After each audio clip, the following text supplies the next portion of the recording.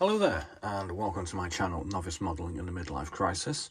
My name is Andy and today I've got 4 kits in front of me.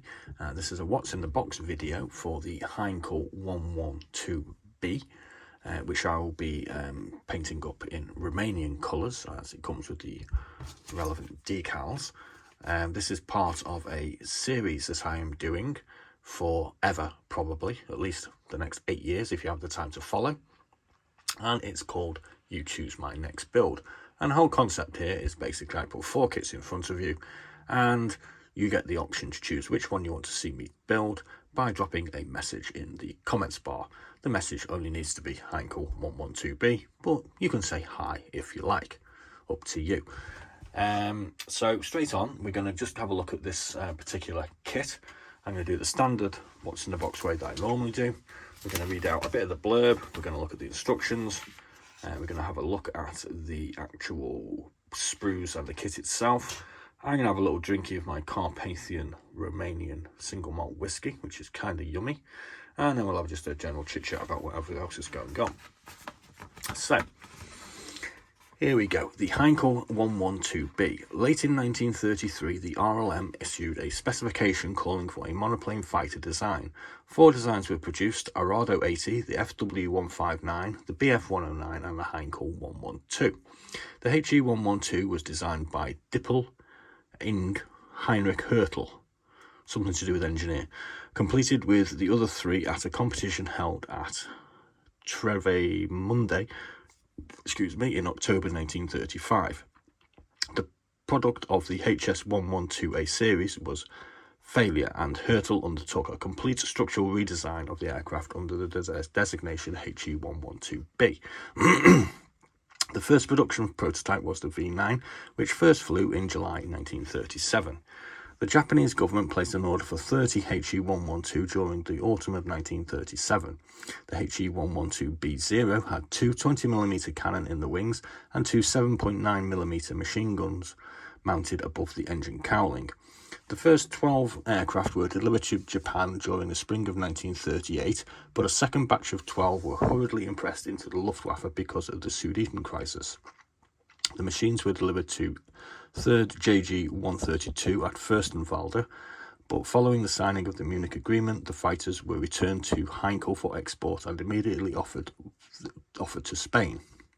The 17 were delivered to Grupo 5G5 in November 1938. When the Spanish Civil War was ended, the 15 HE112B0 were transferred to Spanish Morocco. Royal Romanian Air Force ordered early 1939 24 aircraft of the improved B1 series. The B1 series were powered by the 700 horsepower Jumo J10G engine with direct fuel injection. 12 aircraft were delivered to each of 2 Unique. The 20th Squadron engaged in the defence of Bucharest, and the 51st supported the Romanian army across Bessarabia from June 1941. By the middle of 1942, the remaining HE112s had been relegated to training units. The last air arm to receive the HE112 was the Royal Hungarian Air Force, which purchased 30 HE112B1s. I need a little drink after that.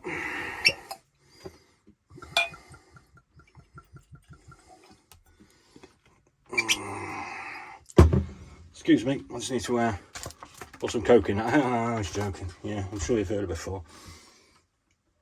Well, that's kind of nice.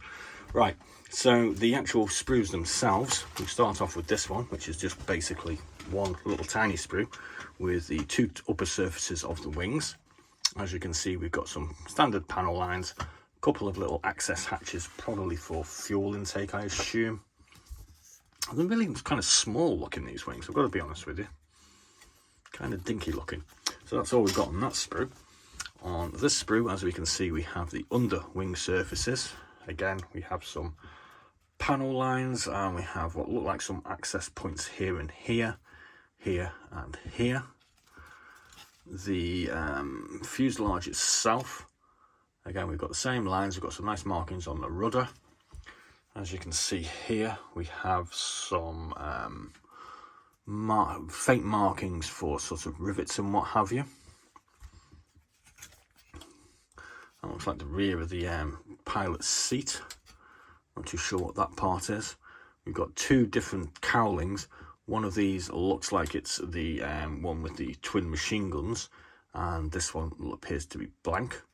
Got a couple of nicely detailed wheels. That's going to be our undercarriage. Kind of thinking that's going to be the floor. That's our undercarriage covers. Got a tail wheel with some nice detail on it. Really big tail planes. I mean, compared to the size of the wings, the tail is almost more than half the size of the wing. That's kind of weird. We've got the spinner. That's looking a bit loose. We've got some detail on the cockpit console. Some engine manifolds and a few other bits and bobs as well. So that all looks kind of nice. There's some rather nasty looking bit of flash in there, but it doesn't look like it's too much trouble. This actual kit, let me just consult my notes, is from a 2003 tooling, and the box that I have was produced in 2021. There's a multitude of different variants you can get this in. I think I've got three myself. One of them's Spanish Air Force, and I think the other one's just a standard German trainer. I'm not quite sure. But we'll have a look at the box rear now, which will show us a couple. And as you can see here, we've got this plain silver one, which is Romanian. Obviously, we have a German marked up one, and we have a further Romanian one for 1942. Now, what I'm going to be doing as part of this series, I'm going to be consulting my Osprey aircraft of the Aces, number 54, Romanian Aces of World War II. And we'll be looking at this for guidance as to painting, and obviously just for interest more than anything else, we're going to try and, where we can, we're going to do them as the Aces of these particular aircraft. So this one is number 4. The one in the book here that I've got in silver is number 13. As we can see, this comes with the relevant, kind of looks a bit like a Disney dog. I'm not quite sure, can't remember which one. So that's the unit marking. So I've got the unit marking for it, but I just don't have the correct number. So what I'm going to be doing is I'm going to be bringing in a separate set of numbers. Now, unfortunately, these are RAF numbers, but beggars can't be choosers at the end of the day. And I'll be putting a 13 on from that one there, which kind of looks the same. It's kind of around about the right size. I'm sorry, I'm not going to go and spend another £10 just to get the right flaming 13. So there we go. So we can see here we've got the tail flash for the Romanian Air Force, and we have the correct crosses also.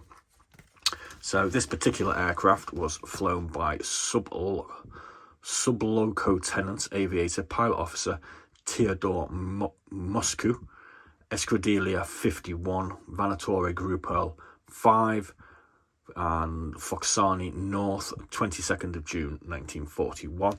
There will be a section on this particular pilot here in the book, and when the aircraft is painted and complete, I will show the aircraft to you, and I will probably read out whatever it says about this particular airman in there. So we get to build a kit, I get to drink some nice Romanian whiskey, and we all get to learn a little tiny bit of history. Yeah, sounds good to me. So we're going to put that one back on there. Like I said, we're going to be doing a what's in the box for these 4. There was an introduction video that you can have a look at. We did the fins last week. We kind of built 3 kits. As a time of going to video, they aren't quite ready. We had a few issues here at the model house, which didn't really sort of help us progress. But we will be progressing on these ones, and we will be building only 1 a week from now on, because we tried to build 3 last week, and that was really dumb. So please do have a look at some of our other videos. Like I said in all the other ones, there's Mikey's Model Barn, there's a whole load of haul unboxing, there's 160 what's in the boxes, there's a whole load of videos of me building kits and painting kits. There's something like 320 videos up at the moment, and there'll be a few more. Next week we'll be looking at the Swedes. following that, we'll be doing some jet aircraft by the Germans, and then we'll be doing some 135s.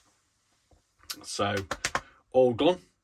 Let's wave our little Romanian flag for the Fortele Aeriane Romane, which is Romanian Air Force in my terrible Romanian. Please do like and subscribe, and please do follow us on our little journey. Be seeing you.